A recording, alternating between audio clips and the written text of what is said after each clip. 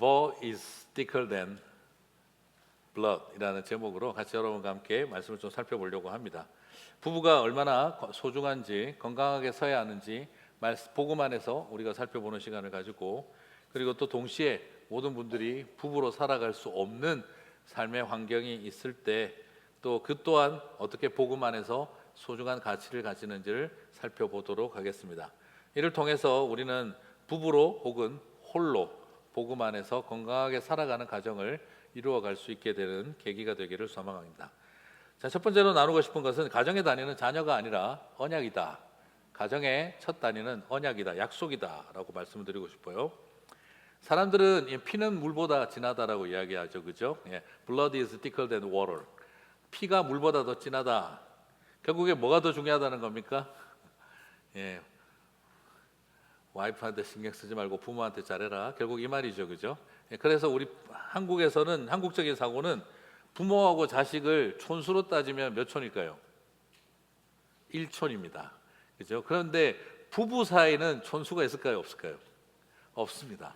그래서 부부는 갈라지면 남이지만 부모와 자식은 갈라져도 1촌 관계이기 때문에 부모와 자식이 더 중요하다, 이렇게 이야기를 합니다. 자, 이 속에는 공적인 언약과 약속보다 혈연 관계가 더 중요하다는 좀 한국적인 정서를 반영하기도 하죠. 자, 그러다 보니까 피는 물보다 더 진하니까 부부는 중요하지 않고 부모와 자식의 관계가 더 중요하다는 인식이 우리 속에는 있습니다. 자, 그런데 이것에 대해서 긍정적으로 볼 수도 있습니다만 좀 부정적으로 보는 견해는 이 모든 것이 소위 말하는 크로니즘, 연고주의의 출발이다라는 거예요. 우리가 남이가 이 말하면 그냥 모든 논리와 약속과 규칙을 깨버립니다. 팔은 안으로 굽는다, 그러니까 무조건 편들어줘야 된다 하는 이런 혈연 관계가 중심이 되죠. 그래서 소위 한국적인 사고 중에 남아있는 지연, 학연, 인연을 따지는 모든 것의 출발점이 혈연이라는 관계를 첫 출발점으로 삼고 있고, 그것 때문에 크로니즘이라고 하는 이 연고주의가 한국적인 사고에서는 당연한 것처럼 받아들여진다는 거죠. 자, 이런 어떤 것의 특징이 우리로 하여금 좋은 면이 있지만 그럼에도 불구하고 우리를 굉장히 이 크로니즘이라고 하는 이 연고주의를 정당화시키는 도구의 출발점으로 본다는 점이죠. 그런 의미에서 오늘 우리는 가정을 바라볼 때 부모와 자식의 관계 중심이 아니라 부부 중심으로 이해할 필요가 있다는 겁니다. 여러분, 부부는 혈연 관계가 없어요. 오직 언약과 약속이 있습니다. 그래서 복음적 삶을 살아가는 성도라면 피는 물보다 진하다 하는 말보다는 War is thicker than blood이라고 하는 언약이 약속보다 중요하다, Covenant is thicker than blood이라고 말할 수 있는 우리의 신앙의 고백이 필요하다는 것입니다. 그래서 모든 연고주의의 근원이라고 할 수 있는 순혈주의, 퓨어 블러드, 이걸 강조하는 개념이 아니라 오히려 남자와 여자가 하나님 앞에서 맺은 Promise Based Community, Society, 우리가 만들어가야 하는 약속과 언약을 중심으로 한 공동체를 만들어가는 법에 우리는 익숙해져야 한다는 것이죠. 그래서 우리가 살아가고 있는 공동체가 Bloodline Relationship이 아니라 Promise Based Relationship, 커뮤니티가 되어질 때 훨씬 더 우리는 서로를 향한 신뢰와 그리고 존중을 배울 수 있다라는 것이죠. 그래서 성경은 태초에 하나님은 부모와 자녀를 만들었다라고 말하지 않습니다. 오히려 태초에 하나님은 남자와 여자를 만들었고 부부를 창조하셨다라는 것이죠.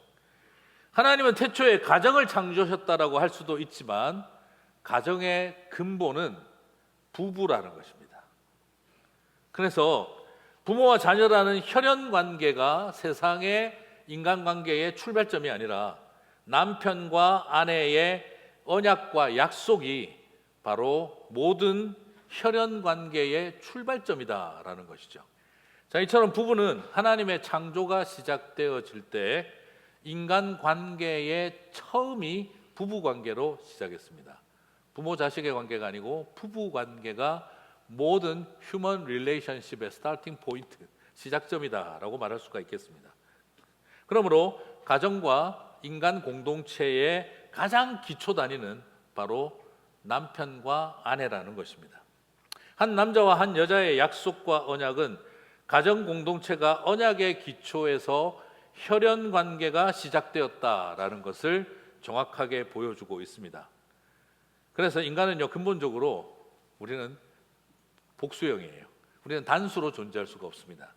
모든 사람은 복수형으로 존재합니다. 단수형이 우리는 싱글로 존재할 수가 않습니다. 인간은 스스로 설 수 있는 존재가 아니라 서로 기대어 서는 존재다. 인간은 혼자 사는 존재가 아니라 살려주는 존재로 공동체라는 것이죠. 그런 의미에서 창세기 2장 18절은 바로 보여줍니다. 여호와 하나님이 이르시되, 같이 읽겠습니다. 사람이 혼자 사는 것이 좋지 아니하니 내가 그를 위하여 돕는 배필을 지으리라 하시니라. 자, 여기서 돕는다는 돕는 배필은 suitable helper라고 하는 이 돕는다는 개념은요, 열등한 존재가 우등한 존재를 떠받쳐준다, 도와준다는 개념이 아닙니다. 돕는다는 개념은 배우자의 삶과 꿈과 가치를 죽이고 짓밟는 것이 아니라 서로 살리고 살게 하는 존재로 부부로 부르셨다는 것입니다. 배우자를 살려야 하는데 오늘날 우리의 문제는 돕는 배필이 아니라 죽이고 있다는 것이죠. 짓밟고 있다는 것이죠. 좌절하게 하고 있다는 것이죠. 절망하게 하고 있다는 것이죠. 돕는 배필이라고 하는 개념은 살려내는 관계라는 것입니다. 이것을 잃어버렸다면 그것은 이미 벌써 부부가 아니라는 것입니다. 부부는 서로를 살려내는 관계, 구원시키는 관계라는 것을 보여주고 있습니다. 그래서 부부 역시 두 사람이 만들어가는 단수형 하나라는 것이죠. 창세기 2장 24절을 보시면, 이러므로 남자가 부모를 떠나, 같이 읽겠습니다. 그의 아내와 합하여 둘이 한 몸을 이룰지로다. 여기서 둘이 한 몸이 된다는 것은요, 단순하게 성적인 결합을 말하는 것도 아니고 형식적인 하나됨을 말하는 것도 아니라 존재론적인 연합이다라고 이렇게 표현합니다. 좀 존재론적인 연합이라는 말이 어렵게 들릴 수는 있습니다만, 쉽게 생각하시면 같이 웃고 같이 우는 관계라는 것입니다. 같이 배부르고 같이 배고픈 관계라는 겁니다. 같이 아프고 같이 치유받는, 함께 치유받는 관계라는 겁니다. 그래서 육체와 감정과 영혼을 함께 공유해서 함께 웃고 함께 울고 함께 배부르고 함께 고프고 함께 아프고 함께 치유해가는 관계가 바로 하나된 관계라는 것이죠. 그래서 여러분, 나는 우는데 그 눈물을 이해하지 못한다면 그건 부부로서 서로가 하나됨을 잃어버린 것입니다. 함께 아파하고 함께 웃을 수 없다면 우리는 이 세상에 어느 누구와도 함께하기가 어려워집니다. 그래서 모든 인간관계의 출발을 하나님은 태초에 부모와 자식을 만드신 것이 아니라 태초에 하나님은 부부를 만드셨던 것이죠. 그리고 이 매우 중요한 원리는, 부부는 창조 질서의 회복을 또한 상징합니다. 창조의 모든 관계의 시작이 부부였다면 죄가 미친 영향은 무엇이겠습니까? 부부 관계가 깨지는 거였습니다. 그리고 예수 그리스도께서 오셔서 다시 창조 질서를 회복하는 구원을 베푸신다면 뭐부터 제일 먼저 회복될까요? 부부 관계의 회복이 일어나는 것이죠. 그래서 종말에는 어린 양의 혼인잔치로 설명하는 것입니다. 성경은 결혼을 중심으로 세상의 인간관계의 출발을 보여줬고, 결혼을 중심으로 죄가 파괴한 인간관계를 보여줬고, 성경은 부부를 중심으로 하나님의 구원이 창조 질서를 회복하는 것을 보여줬고, 하나님은 부부의 이야기를 통해 종말의 언약을 예언하고 있다는 것입니다. 그러므로 하나님이 세상을 만드실 때 창세기 2장 24절을 말씀하셨다면, 복음서에서 예수님이 다시 세상을 회복하는 구원을 말할 때에도 다시 그 이야기가 나와야겠죠. 그래서 마태복음 19장 4절에서 6절을 보시면 창세기 2장 24절이 인용되어 있습니다. 예수께서 대답하여 이르시되, 창조의 관점으로 설명합니다. 다시 같이 읽겠습니다. 사람을 지으신 이가 본래 그들을 남자와 여자로 지으시고 말씀하시기를 그러므로 사람이 그 부모를 떠나서 아내에게 합하여 그 둘이 한 몸이 될지니라 하신 것을 읽지 못하였느냐. 그런즉 이제 둘이 아니요 한 몸이니 그러므로 하나님이 짝지어 주신 것을 사람이 나누지 못할지니라 하시니. 그렇습니다. 오늘 예수님도 창세기 2장 24절을 인용하시면서 구원을 통한 회복의 이야기는 부부관계의 회복부터 시작되는 것을 다시 보여주십니다. 정리가 되시죠? 그래서 신약학자인 요아킴 예레미야스는 창세기 2장 24절의 부부를 예수님이 마태복음 19장 5절에서 다시 인용하신 것은 모든 인간관계에서 태초의 창조 질서와 같은 회복이 부부로부터 시작됨을 보여주기 때문이다라고 말합니다. 부부의 회복을 통해 다시 시작하라는 선언이다라고 볼 수 있는 거죠. 그러므로 부부관계의 바른 회복은 모든 인간관계의 회복인 창조적 회복의 출발점으로 하나님이 삼으셨다라고 말할 수 있는 것입니다. 이거 주님의 마음이 보이는 거예요. 사랑하는 성도 여러분, 오늘 저와 여러분 안에 이 부부의 소중함을 다시 발견하게 되시기를 바랍니다. 태초에 하나님은 세상을 만드시고 부부를 만드셨던 것처럼 이 땅에 구원을 베푸시는 예수님이 다시 창조 질서의 회복으로, 구원의 회복으로 부부를 강조하셨습니다. 그러므로 여러분, 서로 돕는 배필이 되십시오. 살려주셔야 됩니다. 자, 그러면 오늘 우리는 첫 번째로 성경을 통해 부부관계를 언약 중심의 인간관계의 출발점으로 봤고, 두 번째는 창조의 시작이었을 뿐만 아니라 창조 질서 회복의 시작이다 하는 것을 살펴봤습니다. 세 번째로 성경은 부부를 왜 또 강조하냐 그러면 교회와 예수님과의 관계를 설명하는 비밀로, 계시의 통로로 설명합니다. 에베소서 5장 31절 32절 사도 바울은 가르칩니다. 그러므로 창세기 2장 24절을 또 인용하죠. 같이 읽겠습니다. 사람이 부모를 떠나 아내와 합하여 그들 둘이 한 육체가 될지니라. 이 비밀이 크도다. 나는 그리스도와 교회에 대하여 말하노라. 사도 바울은 창세기 2장 24절을 인용하면서 부부는 그리스도와 교회의 관계를 프레젠테이션하는 계시의 통로라고 가르쳐주고 있는 거예요. 사랑하는 성도 여러분, 왜 우리가 허즈번 앤 와이프로 만나서 커플이 되고 그렇게 하나님 우리를 인도하십니까? 애 낳아서 다음 세대 자녀들을 이어가고 그리스도인으로서 풍성한 삶을 살아가기 위해서가 아니라 우리에게 부부관계를 허락하신 이유는 교회가 그 예수님을 이렇게 사랑하는구나, 예수님이 교회를 이처럼 사랑하시는구나 하는 것을, 이 세상의 그 비밀을 보여주기 위해서 저와 여러분을 부부로 부르셨다는 것입니다. 사랑하는 성도 여러분, 여러분의 부부됨을 통하여 예수님이 교회를 어떻게 사랑하시는지 계시되고 있으시기를 주님의 이름으로 축복합니다.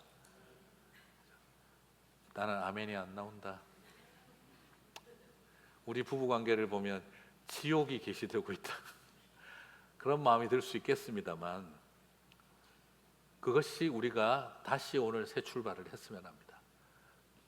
우리의 부부관계를 통해 교회가 주님을 사랑하는 것과 주님이 교회를 사랑하는 모습이 우리 부부를 통해 계시되어질 줄 믿습니다. 그래서 저와 여러분은 참된 하나님의 교회를 만들어 가야 합니다. 이제 왜 부부가 소중한지를 발견했습니다. 여기까지 말씀을 또 나누다 보면 섭섭한 마음이 생깁니다. 그러면 복음의 시대에 결혼하지 않으면 나는 잘못된 것인가? 부부로 있지 못하고 배우자의 신앙적인 문제 때문에, 배우자의 그 신의와 순결을 깨트린 관계 때문에 홀로 살아야 할 수밖에 없게 된 이 아픈 나는 그러면 잘못된 것인가?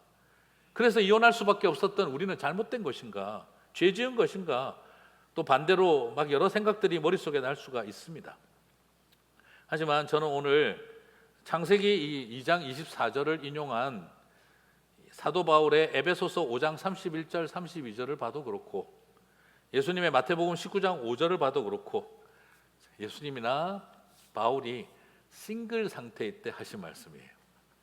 그러니까 어떤 분이 그 이야기를 하더라고요. 혹자는 결혼을 안 해봐서 말씀을 그렇게 하신 게 아닐까요? 부부의 현실을 잘 몰라서, 예수님도 바울도 뭘 몰라서 쓰신 글이 아닐까, 이렇게 이야기 재미삼아 하시는 분들도 있는데 그건 그냥 웃자고 하는 이야기겠죠.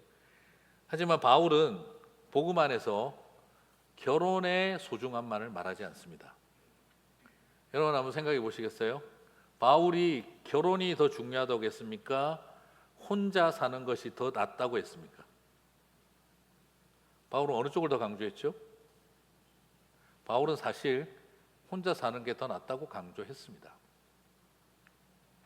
바울이 오늘 혼인과 부부 관계에 대한 중요성을 명확하게 말했지만 홀로 있는 것이 잘못되었고 실수한 것이라고 설명하지 않습니다. 고린도전서 7장 7절을 바라보면 은사로 묘사합니다. 나는 모든 사람이 나와 같기를 원하노라. 같이 읽겠습니다. 그러나 각각 하나님께 받은 자기의 은사가 있으니 이 사람은 이러하고 저 사람은 저러하니라. 여기에서 모든 사람이 나와 같기를 원하노라. 무슨 말일까요? 나처럼 혼자 살기를 원하노라. 그러나 각자 받은 은사가 다르기 때문에 결혼해서 살아도 되고 나처럼 혼자 살아도 된다. 결혼도 은사고 홀로 사는 것도 은사다라고 말한 것입니다. 그러면서 그는 오히려 더 뭘 말하고 있습니까? 나처럼 혼자 살아도 된다라고 이야기를 하고 있다는 거예요. 자, 오늘 중요한 포인트는 여기에 있습니다. 사도 바울은 결혼의 중요성을 강조했습니다. 그래서 로마서에서도 복음을 가르치고 나면 남편 된 자들아, 아내 된 자들아 사랑하라. 갈라디아서에서도 복음을 말하고 난 다음에 남편 된 자들아, 아내 된 자들아. 에베소서에서도 복음을 가르치고 난 다음에 남편 된 자들아, 아내 된 자들아를 말했어요. 그런데 사도 바울은 그러나 혼자 사는 것도 나처럼 괜찮다라고 바울은 이야기를 한 것입니다. 무슨 뜻일까요? 결혼의 중요성을 강조했지만 홀로 있는 것도 하나님의 선물이고 은혜다는 것입니다. 실패했거나 까다로워서 그렇다거나 이렇게 무시하지도 않았습니다. 뭔가 잘못되었거나 그렇게 여기지 않았습니다. 끊임없이 그는 그것을 아름답게 존중했습니다. 오히려 성경은요, 그 모습을 아름다운 선물로 이야기합니다. 이사야 56장 4절과 5절은 조금 더 나아가서 구약시대도 이렇게 말합니다. 이러한 사람들에게 주님께서 이렇게 말씀하신다. 같이 읽겠습니다. 비록 고자라 하더라도 나의 안식일을 지키고 나를 기쁘게 하는 일을 하고 나의 언약을 철저히 지키면 그들의 이름이 나의 성전과 나의 성벽 안에서 영원히 기억되도록 하겠다. 아들, 딸을 두어서 이름을 남기는 것보다 더 낫게 하여 주겠다. 그들의 이름이 잊혀지지 않도록 영원한 명성을 그들에게 주겠다. 오히려 여기에서는 무슨 생리학적으로 이렇게 아이를 낳을 수 없다를 말하는 게 아니라 하나님의 나라를 위하여 스스로 결혼하지 않기로 마음먹고 아이를 낳지 않기로 마음먹은 사람들을 포괄적으로 다 포함하는 말입니다. 오히려 하는 말이 그 의도가 거기에 있습니다. 그들의 이름이 나의 성전과 성벽 안에서 영원히 기억되게 하겠다는 거예요. 아들, 딸을 두어서 이름을 남기는 것보다 더 이름을 낫게 하겠다. 그리고 잊혀지지 않도록 영원한 명성을 주겠다. 성경에는요, 소위 말하는 믿음의 명문가 같은 소리를 절대 하지 않습니다. 죄인 중에 괴수라고 말을 하지. 그런데 딱 한 케이스만 명문가의 이야기를 해주고 있습니다. 그게 바로 뭐냐면 주님의 나라를 위해서 홀로 되기를 결정한 사람, 하나님의 영광을 위해서 자녀를 갖지 않고 살아가기로 결심한 사람들을 주님은 오히려 믿음의 명문가라고 말하고 있어요. 그렇게 되게 하겠다라고 이야기를 합니다. 사랑하는 성도 여러분, 오늘 이 말씀의 의미를 다시 한번 정확하게 정리했으면 좋겠습니다. 그래서 불임의 아픔이 있는 사람들에게 함부로 말하지 말고 복음으로 말해야 합니다. 당신의 이름은 끊어지지 않는다. 독신으로 살아가는 분들에게 복음은 말합니다. 당신은 미완성이 아니다 라고 절대 그렇게 말하지 않습니다. 미완성이라고 말하지 않습니다. 자녀 없는 가정에게 복음은 말합니다. 당신의 가정은 결핍한 것이 아니라 하나님의 은혜가 머무르는 곳이다. 복음은 이런 분들을 축복하고 그리고 격려합니다. 사랑하는 성도 여러분, 우리의 통념으로 바라보지 말고 복음의 눈으로 바라볼 수 있게 되시기를 바랍니다. 그래서 우리는 다 함께 누구든지 하나님의 뜻대로 행하면 형제요 자매가 아니냐, 마가복음 3장 35절의 말씀을 기억하면서 마무리를 할까 싶습니다. 사랑하는 성도 여러분, 우리는 꼭 부모와 자식만이 아닙니다. 제가 한국에 있을 때 이 가정의 달에 꼭 교회, 한국에 옛날에 꼭 하던 게 뭐냐면 가족 찬양 대회를 했어요. 이 가족 찬양 대회를 하면 홀로 믿으시는 분이나 가정에 아픔이 있는 분들에게는 상처가 돼요. 가족 찬양 대회 나는 못 나가니까. 근데 제가 있던 교회에 가족 찬양 대회 때 한 자매님이 나오셨는데, 결혼하기로 했던 약혼자 배우자와 그 배우자가 자기를 버리고 결혼을 깨고 뭐 그냥 옛날처럼 다른 사람하고 모든 사기 결혼을 하고 도망쳐서 가버리고 난 다음 절망 가운데 있는데 보니 더 절망스러운 것은 임신까지 됐다는 것을 뒤늦게 알게 된 거였어요. 그리고 난 다음 아이를 지우려고 했다가 그냥 어떤 크리스찬 한 분을 만나서 대화를 나누고 그 아이를 데리고 출산하고 교회를 다니기 시작을 한 거예요. 그래서 늘 미혼모 아닌 혼자 된 젊은 애기 엄마가 아이를 데리고 늘 교회를 나왔어요. 모두가 다 아름답지만 참 가슴이 아팠죠. 가족 찬양대회 하는 날 그 자매가 뒤에서 참 많이 울었어요. 그런데 그 다음 해에 가족 찬양대회를 하는데 그 자매가 자원을 한 거예요. 아니 어떻게 가족 찬양대회를. 그런데 등에 이제 1살 된 아이를 포대기에 들쳐업고 그 포대기를 꼭 동여매고 찬송가를 들고 혼자서 찬송을 부르는 거예요. 온 성도들이 다 울었어요. 우리가 생각하는 가족 찬양대회, 저분에게는 얼마나 아름답고 절실한지, 그리고 언젠가 우리 딸이 커서 손잡고 찬양할 날이 올 거고, 우리 딸이 시집가서 사위 손주 데리고 찬양할 날이 올 줄 믿습니다 하며 그날을 바라보고 가족 찬양대회에 나온 거예요. 온 교회가 다 울었어요. 그걸 보고 나서 제가 너무 마음이 아파서 내년에 이거 가족 찬양대회 해야 되겠습니까? 하고 물어봤어요. 글쎄 어떻게 해야 될까? 그래서 제가 제안을 드렸습니다. 가족 만들어 찬양대회. 그게 무슨 소리냐? 한국이니까 주일학교 중고등부에도 부모님 교회 안 나오는 애들이 있고 어르신들 중에도 혼자 나오는 분들이 있고 우리 저런 자매님처럼 짱 믿은 가정도 있고 하니까 우리 장로님, 권사님, 어르신들이 할아버지, 할머니 해주시고 저런 젊은 커플들, 혼자 나오는 젊은 커플들, 그리고 혼자 나오는 교회 중고등부 주일학교 아이들 손주 삼아 주셔서 가족 만들어 찬양대회를 한번 하시죠. 그래서 그 찬양대회를 했었는데 얼마나 은혜 받았는지는 몰라요. 사랑하는 성도 여러분, 누가 우리의 형제요 자매이며 어머니겠습니까?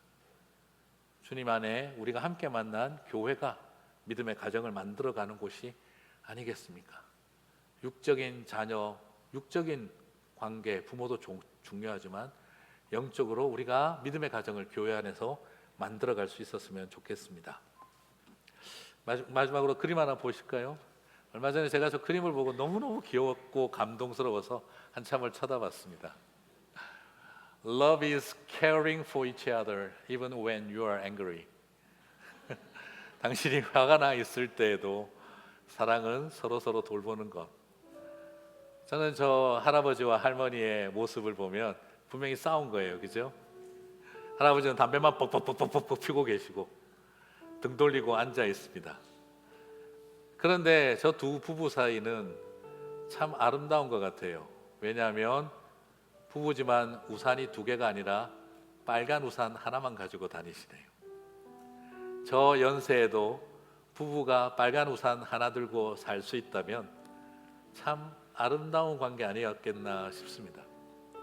그래서 대판 싸워서 벤치 끝에 걸터 앉았지만 비가 떨어지니 그 빨간 우산 꺼내어서 아내에게 비 맞지 않도록 씌워주고 있는 저 할아버지의 모습, 그리고 그 우산으로 비를 피하는 할머니도 토라져서 앉아있지만 눈은 흘깃흘깃 뒤를 쳐다보며 얼굴에는 감출 수 없는 미소가 떠오르고 있는 것을 보게 되어집니다. 그렇습니다. Love is caring for each other when you are angry. 힘들고 어려울 때도 돌봐줄 수 있는 것. 저는 저렇게 깊이 있는 우리의 사랑이 있었으면 좋겠습니다. 책임감만 남은 것도 사랑 아니죠. 그러나 책임지지 않는 것도 사랑이 아닙니다. 책임지지 않는 사랑, 책임감만 남은 사랑, 다 슬픈 것입니다. 오히려 사랑과 책임이 함께 잘 있는 아름다운 것.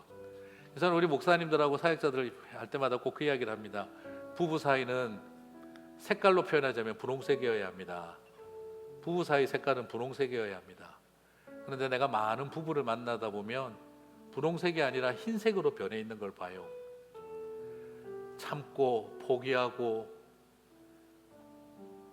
지치고 희생하고 버티고 있는 색깔. 흰색은 순결해 보이고 아름다울런지 모르지만 부부 사이가 계속 흰색이라면, 참고 버티고 견디고 희생만 해야 한다면 나중에 빨간색에게 훅 간다. 제가 그렇게 이야기를 해줘요. 사랑의 빛깔은 분홍색이기 때문에 흰색이 되면 빨간색의 유혹에 넘어간다고. 그러니까 부부 사이 색깔 분홍빛으로 잘 이어가라고. 흰색 되지 마라. 그러면 빨간색에게 간다. 사랑하는 성도 여러분, 우리가 그렇게 다시 우리의 부부됨을 새롭게 해가며 홀로 있음의 자리에 있을 때 홀로 되지 마시고, 홀로 되면 타인에 의한 결정입니다. 홀로 있음은 주님과 내가 결정한 모습입니다. 홀로 되지 마시고 홀로 있으며 자신의 삶의 자리 아름답게 복음과 함께 주님의 신부로 살아가는 저와 여러분 되시기를 바랍니다. 그 축복을 누리며 승리하는 저와 여러분 되시기를 주님의 이름으로 축복합니다.